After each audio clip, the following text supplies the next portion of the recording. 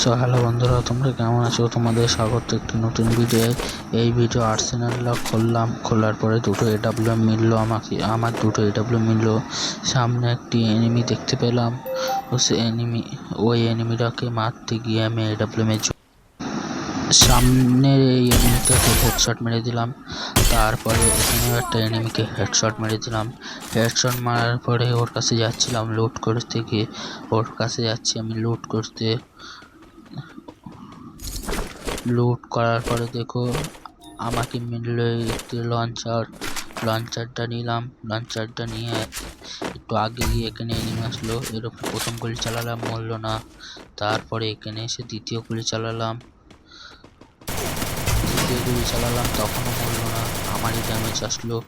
তারপরে এখানে আমি করে দ্বিতীয় গুলি চালালাম, ওরও অল্প ড্যামেজ আসলো, আমারও অল্প ড্যামেজ আসলো। তৃতীয় গুলি চালালাম, চতুর্থ গুলি চালালাম, তারপরে ও মরলো, আমিও মরলাম।